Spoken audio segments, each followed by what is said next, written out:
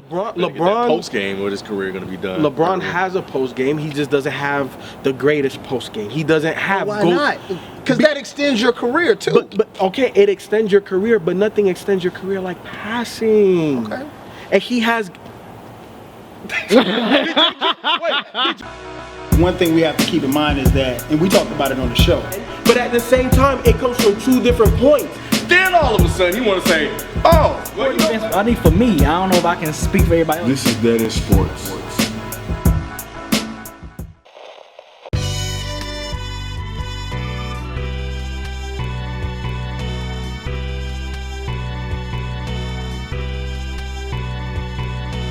It's on. Everything is on. Okay. What's up, y'all? We back for another edition of Dead End Sports. Today we're doing the NBA, talking the top 5 small forwards. Make sure that you subscribe to our channel. Yeah, take 2.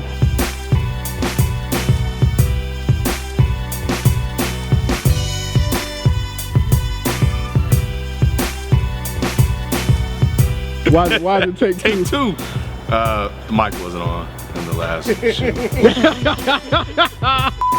Did that. So yeah, so today we're talking top 5 small forwards. Of course, I got the crew with me. BZ430. What up, what up, what up? Round 2, like, second take, man, take 2, baby, let's go. The point guard of the crew, FIFO. And of course, my man, Ken. I'm gonna go ahead and get it started, man, with my top 5. I got Paul George at 5.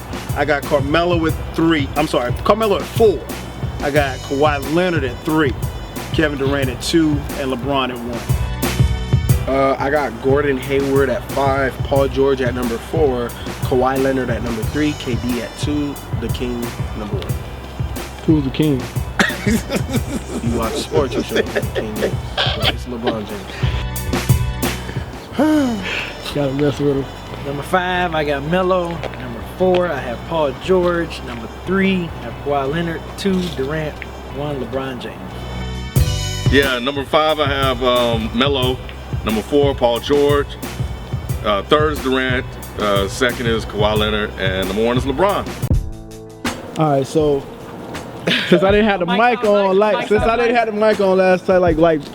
what was the main thing we was talking about? It was really Kawhi and you put Durant. Kawhi number 2 on your list when everybody kind of had him at 3.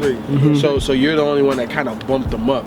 I can see the future, man. I can see it, man. You know, Kawhi is that dude. He's a two-way player. He's the only guy that I think, and we'll see this in January when they play, that can slow down Steph Curry. And the guy is playing within that system, but he's still putting up great numbers offensively. He's rebounding. His usage rate is all the way up. And like I said, you know, before, I think that offensively, if he wanted to, he can score on the level of Kevin Durant. In the system, he doesn't have the freedom, and I don't think offensively he just doesn't have the same tools that KD has to operate. He has a different set of tools, but he still. But it's not KD-esque offensively. It's just not. And I love Kawhi, and he's taken a big jump on that end of the court. Defensively, he didn't really need no work, but he's gotten better there too. It's just that I think as when we're looking at scoring, right? They're both ability to score. The notch still goes to KD in that aspect. He just looks so smooth, and it's like Tim Duncan, like the way he scores, he makes it look smooth and easy and almost effortless. And I think, you know, and I'm watching this guy, like I'm watching Kawhi a lot, and I'm like, yo, man, this guy is. I think his demeanor detracts from him a little bit because he's like, you know, we said before, he's not really flashy. But offensively, man, he shoots, he's shooting over 50%, you know, from the field. So, you know, I think he can. Like, yeah, you can look at the system and say the system is holding him back. But if you take him outside of that system and put him on another team that needed his scoring, I think you'll see a different Kawhi Leonard. See, and we would see a different Kawhi Leonard. I don't think it'll be the same Kawhi Leonard. I think obviously his efficiency goes down because he's going to be taking a lot tougher shots. But when you look at like somebody like KD that can do, doesn't matter where you put KD, he's going to get almost 30. You know what I'm saying? And then you put him in a system like a San Antonio, I think that he'll be able to dominate that system offensively even more so than a Kawhi. I just think that his tools, his bag of tools offensively is just bigger than Kawhi. But we're talking apples and oranges. Kawhi is great, and that's no knock on Kawhi. He's definitely taken a step up offensively. Because you know I've been hard on Kawhi. Like everybody, like the last couple of years, oh Kawhi, Kawhi out of here, man. He ain't ready. He ready. Same here. I wasn't. I thought it was a little hype with Kawhi, but I watched him this year, man, and I'm like, yo, I think he's ready. I don't know if he'll ever be on that superstar level because I don't think it's something that appeals to him, something that he wants. But I think he will be thrust into that role depending on what happens. Let me pose this question to the rest of y'all, because even though this is take 2, you see Modest Media messed up already. But somebody that we didn't talk about, we all put him on the list, Paul George. Oh yeah. We really didn't talk about him on the first take. So for me, him coming back from this, I didn't think he was gonna look like this. Yeah. He looked like he hasn't lost anything. Yeah. Actually, he looks almost kind of like better. Yeah, He looks coming back better. He looks like he added to his bag of tricks. His handles and crossover, way better. His jump shot, way better. He has not lost the explosiveness going to the basket and finishing. He just doesn't use it as much because he doesn't have to now. He has other tricks in his bag now that, hey, I don't even need to attack that basket. And then defensively, he's still it's LeBron, Kawhi, and Paul George as the top 3 perimeter defenders to me in the NBA. Well, you got to put Tony Allen there too. I'll put Tony Allen. You know, one thing I think that impressed me about Paul George, and I think one of the reasons why he's moved up to back to where he was and even higher as far as the way he's elevated his game is that, remember at the end of last season, Paul George, there was like 5 or 6 games left in the season. He wanted to come back. And he wanted to come back, and we all were like, well, why is he coming back? You know, those games didn't matter. Indiana wasn't going to make the playoffs, right. But I think they used those games, and Larry Bird said, well, hey, if he's healthy, he's going to play. And so they put him out there, and so I think in those games he was able to get the jitterness out. He was able to test himself, push himself, and I think so he got past that and he used those 6 games to get over that hump as far as the fear, whether or not he's going to break something again or whatever. And I think he just used that to kind of propel himself. And this season right here, he made some news in the offseason about whether or not he was going to be able to play the 4, in stretches and stuff like that. So he's a 3. Yeah, he's a 3. He's a 3, and he's played some 4, and he's been a matchup problem every night, man. And I mean, he looks just as good, if not better, than he did prior to the injury. And we all saw the injury. I mean, it was a gruesome injury. Nobody thought he'd bounce back like this. So there's only one player in the whole NBA averaging more points than him. We all know who that is. Exactly. In the last 10 games or so, there's only one player averaging more than Paul George right now. So that says a lot. Exactly. We're talking about KD, and they're right behind the Cavs right now in the Eastern Conference, and because Golden State is dominating the headlines, nobody's talking about Indiana, but Paul George has been the reason why they've gotten off to such a great start. We all unanimously had LeBron at 1. I think you set off a firestorm by saying LeBron was like the top 3 of all time. Will be. I'm sorry. So where LeBron is right now, how long do you think he's going to be able to reign as the best? Not just the best small forward, but on overall, the level where he is right now, considering the minutes. Exactly. Everybody considers. Now, huh? I said that's kind of going away now, ain't it? Is it really? It's painful to watch. Why is it painful? Now, Why is it painful? Yeah. Why is it painful? But here's the thing. LeBron's on the decline. You think so? Yes. Yes, he's on the decline. No. When you start getting over 30, Set out yesterday, didn't he? 31 this month. LeBron took a night off in Miami. back to back. Yeah. But the game before, he's not. The game before he was mad because he put up 23 points and Daly misplayed Drew Holiday and let him get a clean look at a 3. But it wasn't and even lost that game. It's because he played 45 minutes, and like we said, he's gonna be 30. Look, he's averaging more minutes now than he was last year. That's a big problem. That needs to go down. His minutes need to go down, man. If he don't get that jumper, he's done. I'm talking about that MJ Kobe wet jumper. He's not.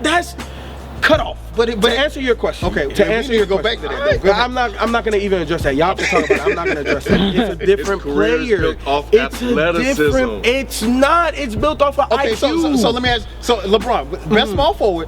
Why does he not have the post game or the signature back? You know, signature move. Look, LeBron. Post game, what his career going to be done? LeBron has a post game. He just doesn't have the greatest post game. He doesn't have. Why not? Because that extends your career too. But okay, it extends your career, but nothing extends your career like passing. Okay. And he has. Wait, did J Kidd not win a championship? Just answer that, please. J Kidd is not LeBron, dog. J Kidd is not LeBron, and exactly because of that, LeBron I'm gonna can't just be quiet. I'm gonna dish just be out winning quiet. the 25 assists a game. He has to put up 25 to 29. Have we seen old man LeBron game yet? Yes or no? I think we're starting to see it now. You're seeing glimpses. Have you seen consistently old man LeBron game yet? Or is he still athletically dominant?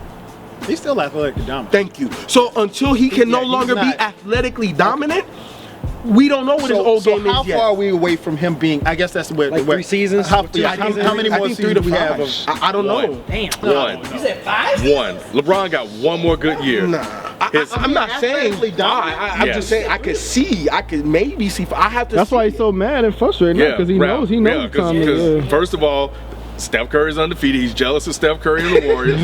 He's looking at this team and be like, you people are not off that level that we need, that I need you to be. He's turning into, asshole LeBron that Kobe acknowledged that Jordan and him had, and they needed to be that in order to win. He didn't care about people's feelings. He was like, we need to get it done. I don't care. If you want to get out here and play around, you're not going to play. I need people that's going to get out here and play ball. Turning into that guy. And he's turning into that guy. And people are not used to that. So the SI article that we talked about on the show, blab.im/DeadEndSports, DeadEndSports every Tuesday at 9 p.m. When we talked about that, it's what I needed to see from LeBron, because he's going to need to do that in order to beat the Warriors.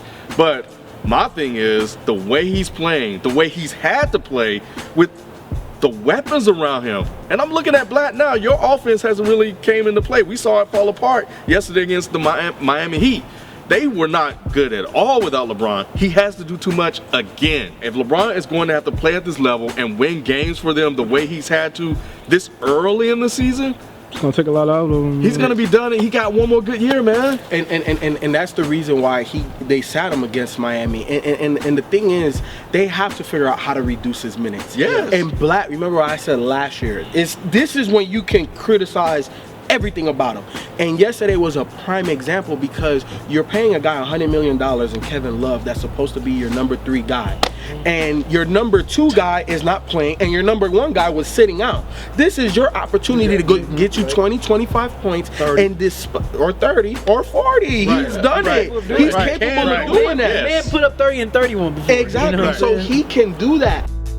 Be Melo. Why Melo on your list and not go to Hayward or anybody else? Just because I still think, just from a skill set point, Melo is still one of the most gifted offensive small forwards in the league. Just watching him, how he scores so easily. I've said this for years, and people always used to get on my back. Like, 3-4 years ago, Melo is the best scorer. Well, he don't average the most points. That don't mean nothing. Right. Like, Melo is the best pure scorer in the league, and I still feel that. I still feel like he's the best pure scorer. I mean, yeah, granted, he's not like as dominant as he was, 4 or 5 seasons ago, but he still shows some glimpses. So you said you still think he's the best scorer, even better than KD right now? Pure scorer, yeah. I mean, he can better post game, better mid range. I mean, everything. I don't think he has better mid range than KD right now. Yes, he does. He's always had a better mid range game. But what I'm saying is, I think the decline of Carmelo has aided KD and surpassing him as the best scorer. Has Melo declined though? I think so in the last 2 years. He's been hurt though. I don't know if he's necessarily declined. But that's part of your decline, He's never shown me in this game where I'm like, oh, he don't got that. He don't. Right. Like, you know what I'm saying? Yeah, Like, he don't got that step. I think the biggest thing for Carmelo is what's going to be the ultimate knock is that he's not going to win. I don't think he's going to win a title. No, I don't think so and either. I think that's going to hurt his legacy. He's going to be down added the to that road. list of great players. Yeah, that great players that never won. Yeah. And I don't did he ever get out of conference finals? No, he went to the Western Conference Finals You know, with so Denver. that's Well, tough. that's And it. I mean, and the Knicks are clearly rebuilt. They're going in the right direction with Porzingis. Retooling, Yeah. not rebuilding. Well, whatever you want to call Rebuilding it. looks like Philly. Like they're retooling. Well, they're retooling, but by the time they get it right, Carmelo will be on his way out. So, Right. you know, it's. But do you not believe that players can extend your career? Look at Tim Duncan. They If it can. wasn't for the Marcus rest of them Rogers, guys, yeah, he wouldn't be. They can, playing I at just this- don't know that, and of course we would have to be seen in the future. I just don't know that what the Knicks have and how they're set up. Even with Porzingis, But- I don't know if they'll have enough to put him to where he needs to be legacy-wise. Now, career-wise, yeah, he can play another 7-10 years. Just won't be top 5. Yeah, he just Okay, and that's fine. That's not necessarily the point I'm trying to make. The point I'm trying to make is that I think Carmelo is going to be better and even more relevant as he gets older, because I think that the organization is going to do right by him. And I think hope it so. started with Porzingis.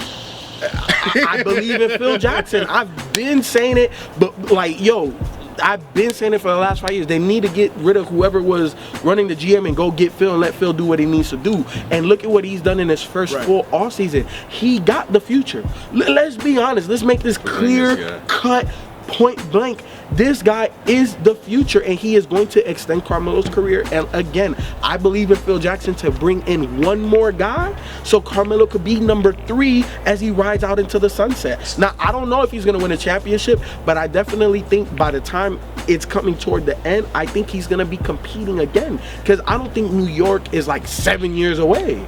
I don't think they're that far away now, because they got 2 guys that can ball right now, opposite primes. When Porzingis is going to be in his, Carmelo's going to definitely be out of his. But if you get another guy that's kind of either right in it or coming out of it, and you still got Porzingis, I can see New York making some moves, man. It's the return of the white superstar in basketball, Porzingis.